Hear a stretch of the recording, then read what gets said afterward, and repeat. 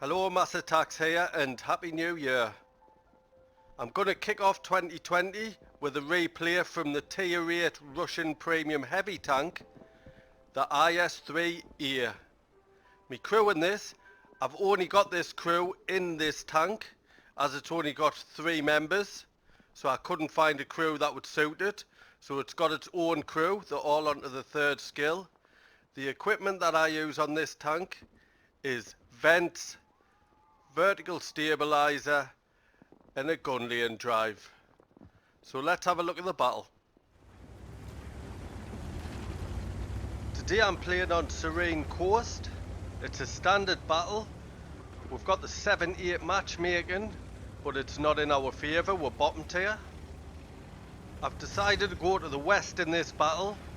Don't really want to go to the east and face the Type 4 and the Object 705. So you've probably noticed I've titled this video as I'm still not sure about this tank, and I'll tell you why I'm not sure about this tank. With all the good things that you get with this tank, you do get some poor stats as well. One of the problems with this tank is view range.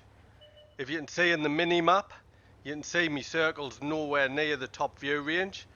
With my crew and equipment, I've actually only managed to get my view range to 365 meters, which is nowhere near the 440 you can get. And the second thing is gun handling. We know it's a good gun on this tank, but I'll tell you the bad things about this gun just after I try and take this Backchat 12 tonner out. One shot into him. He's got an Indian Panzer with him. So I'm getting a shot into him, and there's my 3rd shot. Both one shots. Is anybody going to take them? There's a 12 tonner dead and the Indian Panzer. So back to the gun. The bad things about this gun is aim time. That's why I've got a gun lane drive on this. If you don't have a gun lane drive, the standard aim time is 2.88 seconds. You get a 3-second reload between your shells on this clip, so if you move while you're about to fire your 2nd shot or 3rd shot, you'll not be able to fully aim in time. But with my crew and equipment, I have getting it down to 2.5 seconds, which still isn't great. And another bad thing about the gun is standard, your dispersion on this gun is 0.44, which is horrendous, and even with my crew and equipment I've only managed to get it to 0.42, which is still rubbish. So that's the poor things out the way, although you only get 5 degrees of gun depression, which isn't great either, but you don't expect to have good gun depression in a Russian tank. So now for the good things about this tank. If you don't know much about this tank, it's got an auto reloading system, but it's the opposite way around compared to the Progetto or the Italian medium tanks, where your first shell does load the quickest in this, which makes it really good. And with this 122mm gun, you get 390 alpha damage, 221 penetration. The really good thing about it as well is your shell velocity is 1400 meters per second, which is absolutely fantastic. You get 3 shells in the clip if you didn't know that, and the DPM doesn't matter. It depends if you're unloading your full clip or not. If you are, and then firing single shots, you will have the best DPM. So I'm facing off with an E50 at the moment, but he does look stock. He is penetrating us since he's using gold, but he must be only using the little gun, so we should be able to get to take him out here. Oh, somebody else beats us to it. I'll quickly tell you some other stats about this tank, because this battle doesn't take very long. So mobility is quite nice. You get a 40 top speed with a 15 reverse speed. Ooh, artillery. And I haven't got a clue where that shell went to. That's the dispersion for you. So now to armour. If you've got an IS-3, it's pretty much the same. You get a great turret as the artillery hits us there. You get 249mm on the front, 172 on the sides, and 100 on the rear.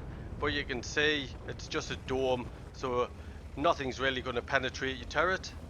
But then you've got the hull armour, which is 110 on the front, 90 on the side, 60 on the rear, and it's just average, I have to say. People will penetrate you.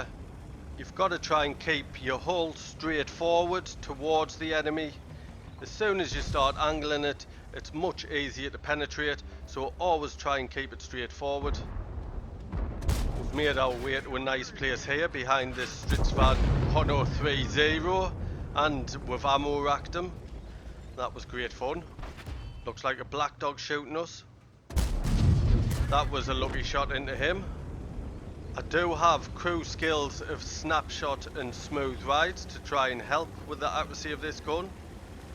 For me, to make this tank good, you do have to really focus on getting that gun handling better. One tank left, can we get another shot into him? As you can see, the aim time still takes ages, and we'll finish him off. That's our third kill.